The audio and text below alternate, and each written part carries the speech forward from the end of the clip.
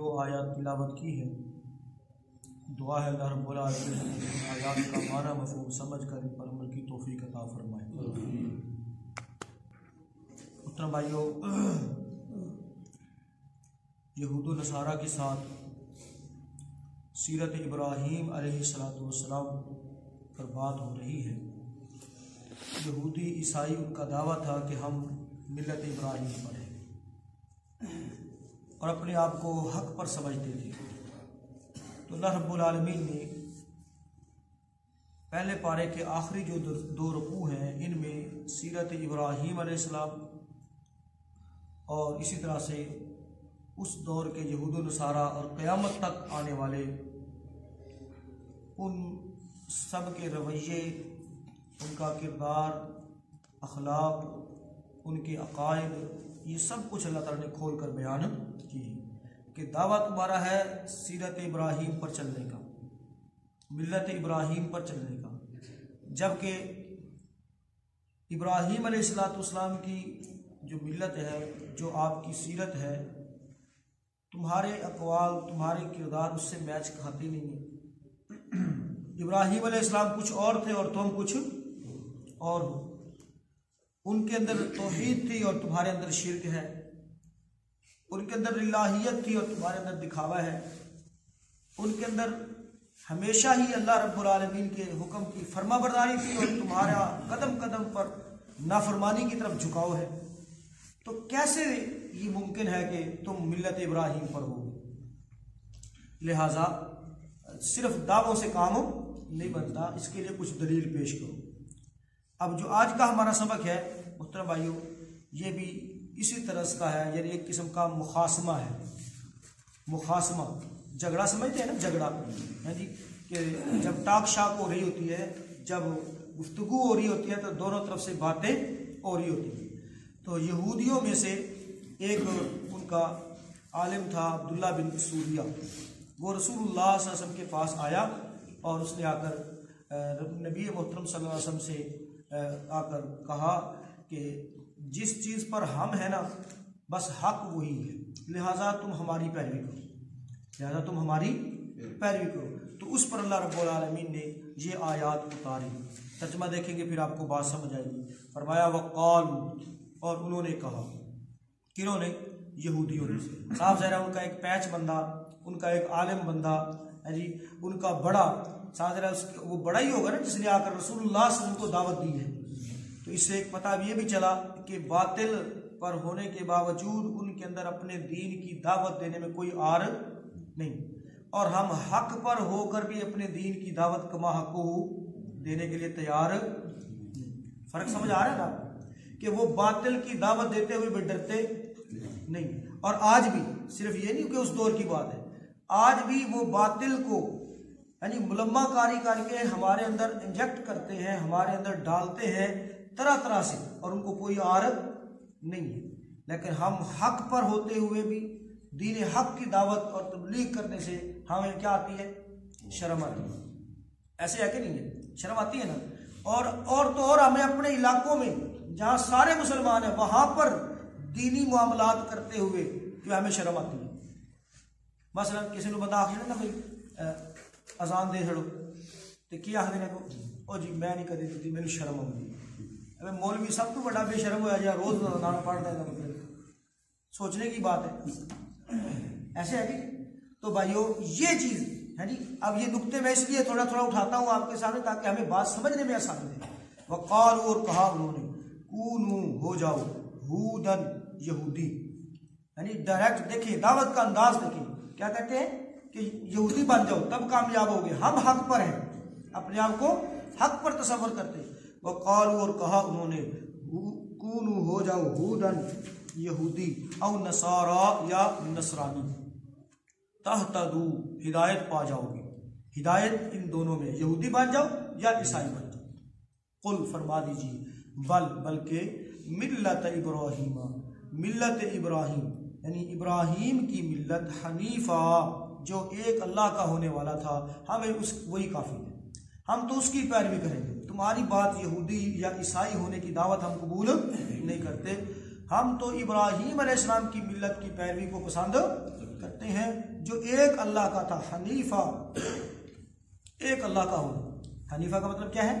ایک اللہ کا، یکسو ہونا، ایک طرف کا ہونا، وما کانا اور نہ تھا وہ من المشرکین مشرکوں میں سے، یعنی تمہارے تو قدم قدم پر شرک کے اڈے بنے ہوئے ہیں جی، اور پھر تم کہتے ہو کہ ہدایت کرو، یہ کیسے ممکن ہے؟ وما کانا من المشرکین، اور وہ مشرکوں میں سے نہ تھا۔ قولو کہہ دو، یعنی اب اللہ رب العالمین اہل ایمان کو فرما رہے ہیں کہ اب تم اعلان کرو، کیا کرو؟ تم اعلان کرو، تمہاری دعوت کیا ہے؟ قولو کہو، آمنا ہم ایمان لائے، ہم ایمان لائے، باللہ اللہ پر، وما اور اس چیز پر، انزل جو اتارا گیا، الینا ہماری طرف، جو ہماری طرف اتارا گیا، مراد دین حق ہے، دین حنیف ہے، قرآن مجید ہے، وما اور اس چیز پر بھی، انزل جو اتارا گیا، الی ابراہیم ابراہیم علیہ السلام کی طرف، و اسماعیل اور اسماعیل علیہ السلام کی طرف، و اسحاق اور اسحاق علیہ السلام پر، و یعقوب اور یعقوب علیہ السلام پر، والاسباط اور ان کی اولادوں پر، اور ان کی اولاد کی طرف، یعنی بعد میں یعقوب علیہ السلام کے بعد یوسف علیہ السلام ہے، موسیٰ علیہ السلام ہے، عیسیٰ علیہ السلام ہے، اور درمیان کے اندر جتنے بھی انبیاء کا سلسلہ بنی اسرائیل کے اندر 4000 پیغمبروں کا سلسلہ چلا ہے، ان سب پر جو کچھ بھی اتارا گیا ہم اس کے اوپر کیا لائے؟ ایمان، والاسباط اور ان کی اولاد پر، وما اور جو اوتیہ دیے گئے، موسیٰ علیہ السلام، و عیسیٰ اور عیسیٰ علیہ السلام، وما اور جو اوتیہ دیے گئے، النبیون تمام نبی، النبیون تمام نبیوں کو جو کچھ بھی اللہ عطا کیا گیا، من ربہم ان کے رب کی طرف سے، ہمارا ان سب پر ایمان ہے، ہمارا ان سب پر ایمان، لا نفرق نہیں تفریق کرتے، نہیں فرق کرتے، بین احد منہم ان میں سے کسی ایک کے درمیان، کہ ہم اس کو مانتے ہیں اس کو نہیں مانتے، اس کو مانتے ہیں اس کو نہیں مانتے، جیسا کہ یہود و نصارہ نے کہ ہم اپنے انبیاء کو مانتے ہیں، باقی اپنے علاوہ کسی نبی کو ہم ماننے کے لیے تیار نہیں، یعنی یہ ان کا دعویٰ تھا۔ تو اللہ رب العالمین نے ان کے مقابلے میں فطرت والا دین، سلیم الفطرت جو ہے سینس، اس کا ذکر فرمایا لا نفرق بین احد، سبھی اللہ کے نبی ہیں، سبھی اللہ کے نبی ہیں، سبھی اللہ کے برگزیدہ ہیں، ہم کسی ایک کو بڑھا کر دوسرے کو کم کر کے اس کی جو ہے کہنے کی شان میں کمی نہیں کرتے، لا نفرق بین احد منہم ہم ان میں سے کسی کے ایک کے درمیان بھی تفریق نہیں کرتے، فرق نہیں کرتے، ونحن اور ہم لہو اسی رب کے لیے مسلمون فرما بردار ہیں، ہم اسی رب کے لیے فرما بردار ہیں۔ ترجمہ دوبارہ سے دیکھیں گے، وقالوا اور کہا انہوں نے، کونوا ہو جاؤ، ہودن یہودی، او نصارا یا نصرانی، تہتدوا ہدایت پا جاؤ گے، قل فرما دیجئے، بل ملت ابراہیم حنیفا کہہ دیجئے بلکہ ہم ملت ابراہیم کی پیروی کریں گے جو ایک اللہ کا ہونے والا تھا، یکسو تھا، ایک طرف تھا، وما کان من المشرکین اور مشرکوں میں سے نہ تھا، قولو کہہ دو، فرما دو، آمنا ہم ایمان لائے، باللہ اللہ پر، وما اور اس چیز پر، انزلہ جو نازل کیا گیا، الینا ہماری طرف، جو ہماری طرف اتارا گیا ہم اس پر ایمان لائے، وما انزل الی ابراہیم و اسماعیل و اسحاق و یعقوب والاسباط اور جو ابراہیم، اسماعیل، اسحاق، یعقوب اور ان کی اولاد کی طرف اتارا گیا ہم اس پر بھی ایمان لائے، وما اوتی موسیٰ و عیسیٰ وما اوتی النبیون من ربہم اور جو موسیٰ، عیسیٰ کو دیا گیا اور تمام نبیوں کو ان کی رب کی طرف سے دیا گیا علیہم السلام، لا نفرق بین احد منہم ہم ان میں سے کسی ایک کے درمیان فرق نہیں کرتے، وَنَحْنُ لَهُ مُسْلِمُونَ اور ہم اسی کے فرما بردار ہیں۔ اللہ اکبر۔ محترم بھائیو، آج کے سبق میں اللہ رب العالمین نے راہ ہدایت کیا ہے اس کو بیان فرمایا ہے کہ راہ ہدایت یہ نہیں ہے کہ اپنے اپنے نبی کو پکڑ لو اور باقی سب کی نفی کر دو۔ اس سے ایک بات یہ بھی سمجھ آئی کہ جب صرف ایک نبی کو پکڑنے سے ہدایت نہیں مل سکتی تو کسی ایک فقہ کے امام کو پکڑ لینے سے ہدایت مل سکتی؟ نہیں سمجھ آئی بات۔ آگے سمجھ محترم بھائیوں، کسی ایک نبی کو پکڑ لینے سے صرف ہدایت مکمل نہیں، جب تک لا نفرق بین احد کا عقیدہ نہیں ہوگا اس وقت تک ہدایت آ سکتی نہیں۔ اور محترم بھائیوں، جب تک ہم دین کو مکمل نہیں لیں گے، دین کو مکمل نہیں لیں گے، چاروں اماموں کی بات کو نہیں سنیں گے، اگرچہ یہ فقہ کے امام ہیں، بعد میں بنائے گئے ہیں، اتھینٹک دلیل ان کی کوئی نہیں ہے، کسی ایک کو پکڑ کر بھی ہم ہدایت پر ہو سکتے نہیں، یہ بات لکھ لیں اور اس کو اپنی دل کی پھٹی پر لکھ لیں۔ محترم بھائیوں، یہ ایک ایسی بات ہے جو آپ کو کوئی بھی نہیں بتائے گا، تو اس بات کو اپنے دل و دماغ پر نقش کر لیں کہ جو آپ کو شخصیت کی طرف بلاتا ہے، کسی ایک سائڈ پر بلاتا ہے، تو گویا وہ راستہ ہدایت والا راستہ ہو سکتا نہیں۔ مکمل دین کے اوپر جب تک نہ چلے، لا نفرق بین احد منہم، انبیاء میں تفریق جائز نہیں ہے، اسی طرح سے پورے دین کے اندر بھی تفریق جائز نہیں ہے کہ کسی ایک کے مسئلے کو پکڑ کر بس جی اسی تو فلاں ہی ہے، بس ہم تو صرف فلاں ہی نہیں۔ محترم بھائیو، ہم مسلم ہیں وَنَحْنُ لَهُ مُسْلِمُونَ، ہم اسی کے فرما بردار ہیں، اور اس نے دین اتارا ہے قرآن اور حدیث کی شکل میں، اور پورے دین کے اوپر چلنا اور پورے دین کو لینا، درمیان میں کسی قسم کا کوئی فرق فاصلہ اور اپنی مرضی کا کوئی شخصیت اس کو فالو کرنا۔ بھائیو دیکھیں نا، دنیا کائنات کے اندر امام ابو حنیفہ رحمۃ اللہ علیہ کے فالوورز کتنے ہوں گے؟ امام شافعی کے فالوورز کتنے ہوں گے؟ امام مالک کے کتنے ہوں گے؟ امام احمد بن حنبل کے کتنے ہوں گے؟ تھوڑے ہی ہوں گے نا۔ جناب محمد رسول اللہ صلی اللہ علیہ وسلم کے فالوورز کتنے ہیں؟ سب سے زیادہ ہیں۔ تو پھر کیوں نہ ہو کہ ہم صرف اور صرف محمد صلی اللہ علیہ وسلم کے فالوورز ہیں؟ سمجھ آئی بات؟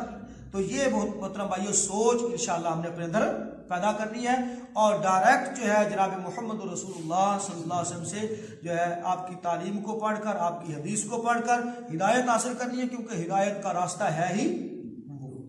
اللہ تعالیٰ نے فرما دیا، کہہ دیجئے کہ ملت ابراہیم۔ اب یہاں پر تین چیزیں ہیں محترم بھائیو، ان کو سمجھنا بڑا ضروری ہے، اور میں نے یہ بات اسی لیے سٹارٹ کی ہے، لا نفرق بین احد، جب انبیاء میں سے کسی ایک کو پکڑنے سے ہدایت نہیں مل سکتی، تو بھائیو یہ جو اسکول آف تھاٹ ہم نے بنائے ہوئے ہیں، کسی ایک کے اوپر چلنے کا نام ہدایت نہیں ہو سکتا۔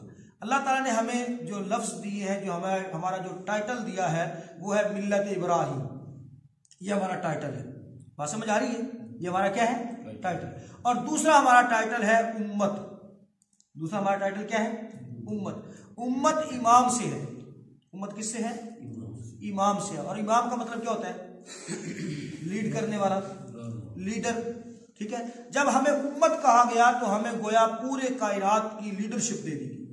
کیا دے دی گئی؟ لیڈرشپ دی۔ کنتم خیر امت، تم ایک بہترین امت ہو، تم ایک بہترین امت ہو، یعنی صرف ٹائٹل ہی نہیں دیا بلکہ خوبصورت ٹائٹل دیا اللہ تعالیٰ نے، کنتم خیر امت، تم ایک بہترین امت ہو۔ اللہ اکبر۔ اور دوسرا ٹائٹل ہمیں دیا ملت، اور ملت محترم بھائیوں اس گروہ کو کہا جاتا ہے جس کے جمع ہونے کی جگہ ایک ہو، جس کے جمع ہونے کی جگہ ایک ہو۔ مثلا کعبہ سب کا ہے، قرآن، نبی صلی اللہ علیہ وسلم کی ذات مبارکہ، تھوڑا بولے نا آپ بھی بولے، ہاں جی، نبی محترم صلی اللہ علیہ وسلم کی ذات مبارکہ سب کے لیے نا، اللہ سب کا ہے نا۔ تو ہمارے ملنے کی جگہ، جمع ہونے کی جگہ ایک ہے۔ تو جب جمع ہونے کی جگہ ایک ہے تو میں اور آپ ایک کیوں نہیں ہو سکتے؟ یہ ہمارا ٹائٹل ہے ملت۔ اور تیسری چیز ہمیں دی گئی ہے شریعت۔ تیسری چیز ہمیں کیا دی گئی ہے؟ شریعت۔ لفظ شریعت جو ہے یہ شریعہ یا شرع، یہ پہلے بھی عربوں کے اندر استعمال ہوتا رہا۔ اور یاد رکھیں محترم بھائیوں، ہم یہاں پر بیٹھ کر جو ترجمہ سیکھتے ہیں، پڑھتے ہیں، تو جب تک ہم ان الفاظ کا لہجہ، ان الفاظ کا کہہ لیں کہ اتار چڑھاؤ اور اس کا عربوں کے نسبت سے نہیں سمجھتے، اس وقت تک بات کو سمجھنا تھوڑا سا مشکل ہے۔ اس لیے کہا جاتا ہے کہ تفسیر لکھنے کے لیے زبان عرب جو ہے اس کے اوپر عبور حاصل ہونا ضروری ہے۔ میں اس کو ایک مثال کے ذریعے سمجھاتا ہوں۔ آپ اپنے بچے کو لے کر چلے گئے، آپ عربی بول رہے ہیں اس کے ساتھ، یا مثلا کوئی اور شخص ہے جو ہے عربی، وہ اپنے بچے کو لے کر سٹور پر چلا گیا اور وہ سٹور پر کھڑا ہوا ہے، بچہ جس سائڈ پر چاکلیٹ ہے، ٹافیاں شافیاں پڑی ہیں، وہ ادھر مگن ہے، دیکھ رہا ہے، چیک کر رہا ہے کون سی لوں کون سی نہ لوں۔ اچھا اتنے میں نا آپ نے اپنی ضرورت کی چیز لی اور اپنے بیٹے کو کہا کہ آؤ چلو، تو کیا کہیں گے؟ تعال یا ولد، یہی کہیں گے نا، تعال یا ولد۔ تو یہ اس کے اندر آ جاؤ، چلیں بیٹا، یعنی ہم اردو میں بھی کہتے ہیں۔ اور پھر جب وہ پھر بھی ادھر ہی مگن ہو، ادھر ہی لگا ہوا ہے، تو پھر وہ عربی کے اندر اسے کہتے ہیں حیا۔ کیا کہتے ہیں؟ حیا۔ اب اس کے اندر ڈانٹ بھی ہے، سختی بھی ہے اور وارننگ بھی ہے کہ میں اگر نہیں آئے گا تو میں چھوڑ کر چلا جاؤں گا، نہیں آئے گا تو میں چھوڑ کر چلا جاؤں گا۔ جو بھائی عربوں میں رہے ہیں ان کو اس بات کا تھوڑا سا احساس ہوگا کہ اس کے اندر یہ معنی پایا جاتا ہے حیا۔ اسی لیے اللہ تعالیٰ نے حیا علی الصلاح حیا علی الفلاح یہ بات بھی کی ہے کہ بھلائی کی طرف آؤ گے تو ٹھیک ہے، ہدایت کی طرف آؤ گے تو ٹھیک ہے، نہیں تو میں چھوڑ دوں گا تم، مجھے تمہاری کوئی پرواہ نہیں ہے، مجھے تمہاری کوئی پرواہ نہیں ہے۔ سمجھ آ رہی بات کی؟ تم نے آنا ہے، اللہ تعالیٰ کی طرف سے بلاوا دیا جا رہا ہے۔ تو بھائیو اسی طرح سے میں جو بات کر رہا تھا کہ شریعہ جو ہے یعنی عربوں کا جو لہجہ ہے، ایک ہے نا الفاظ، ایک ہے ان کا لہجہ، یہ کس سینس میں بات کی جا رہی ہے۔ تو لفظ شریعہ پہلے بھی استعمال ہوتا تھا اور شریعہ اس راستے کو کہا جاتا تھا جو کنویں کی طرف جاتا تھا۔ کس کی طرف جاتا تھا؟ کنویں کی طرف۔ تو اسی سے اللہ رب العالمین نے شرع لکم من الدین، ہم نے تمہارے لیے دین کا راستہ واضح کیا، دین کا راستہ واضح کیا، شریعت دی ہمیں۔ تو گویا قرآن اور سنت، قرآن و حدیث جو ہمیں دیا گیا ہے، اس راستے پر جب ہم چلیں گے تو ہم سیدھا وارد ہوں گے۔ یہاں پر سمجھے بات کو، لفظ شریعہ کس راستے کے لیے استعمال ہوتا تھا؟ کنویں کے لیے۔ کنواں ہماری پیاس بجھاتا ہے کہ نہیں بجھاتا؟ پیاس بجھاتا ہے نا، دنیا کا کنواں ہماری پیاس بجھاتا ہے۔ شریعت قرآن اور حدیث اللہ نے ہمیں عطا فرمائی کہ اس راستے پر چلو، سیدھے وارد ہو جاؤ گے حوض کوثر پر، سیدھے وارد ہو جاؤ گے حوض کوثر پر، اور وہاں پر جو جام ملے گا جس نے پی لیا، اللہ تعالی ہم سب کو پلائے۔ دعا کریں اللہ رب العالمین جناب محمد رسول اللہ صلی اللہ علیہ وسلم کی دست مبارک سے ہمیں یہ سعادت نصیب فرمائے۔ بہت بڑی سعادت ہے، لیکن اس راستے پر چلتے ہوئے کچھ لوگوں کو روک دیا جائے گا، کچھ لوگوں کو روک دیا جائے گا، درمیان میں پردہ آ جائے گا، آڑ آ جائے گی، ہے جی، روک دیا جائے گا ان کو اور کہا جائے گا، اللہ کے رسول صلی اللہ علیہ وسلم فرمائیں گے کہ یہ تو مجھ سے ہیں، انہم منی، یہ مجھ سے ہیں، یہ میری امت ہے۔ اللہ کے رسول صلی اللہ علیہ وسلم کو جواب دیا جائے گا کہ اے آپ صلی اللہ علیہ وسلم کو نہیں پتا کہ انک لا تدری، بے شک آپ نہیں جانتے، ما احدثوا بعدک، انہوں نے تیرے بعد دین کے اندر کون کون سی نئی چیزیں ایجاد کر دی تھی، نئی نئی چیزیں داخل کر کے اپنی من مرضی کا دین بنا لیا تھا، عقائد بگڑ گئے تھے، عبادات میں خرابی آ گئی تھی اور معاملات کے اندر بگاڑ تھا، اور طرح طرح کی چیزیں ایجاد کر کے انہوں نے دین میں شامل کر دی تھی۔ اللہ کے رسول صلی اللہ علیہ وسلم نے فرمایا پھر میں کہوں گا سحقن سحقن لمن غیر بعدی، دفعہ دور کر دو، ان کو دور لے جاؤ، انہوں نے میرے بعد میرے دین کو ہی تبدیل کر دیا، میرے بعد میرے دین کو ہی کیا کر دیا؟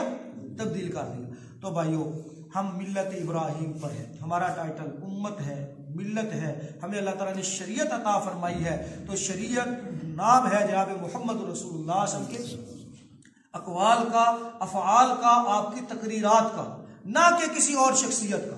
یاد رکھیں شریعت کس چیز کا نام ہے؟ آپ صلی اللہ علیہ وسلم کی اقوال کا، افعال کا اور تقریرات کا۔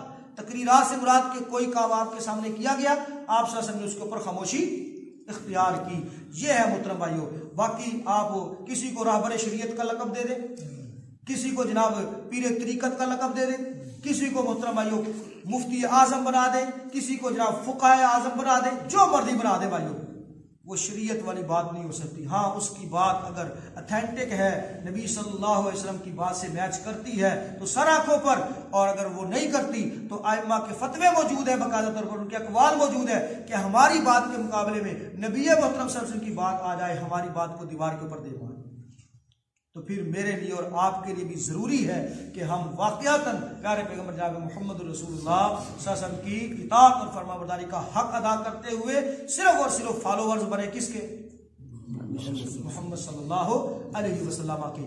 اور آگے ہے کہ محمد صلی اللہ علیہ وسلم یا اس طرح سے تمام انبیاء محترم بھائیو ان کے اندر شرک کا شائبہ بھی نہ تھا، شرک کا شائبہ بھی نہ تھا. اور آج ہم نے جو سے بھی ٹائٹل بنا رکھے ہیں, جو ٹائٹل ہم نے بنا رکھے ہیں, آپ کسی کی بھی جو ہے گہرائی میں چلے جائیں, آپ کو شرک ملے گا, آپ کو شخصیت پرستی ملے گی, آپ کو قبر پرستی ملے گی, آپ کو محترم بھائیوں وہاں پر یعنی احبار اور رہبان کی پوجا کرتے ہوئے آپ کو نظر آئیں گے.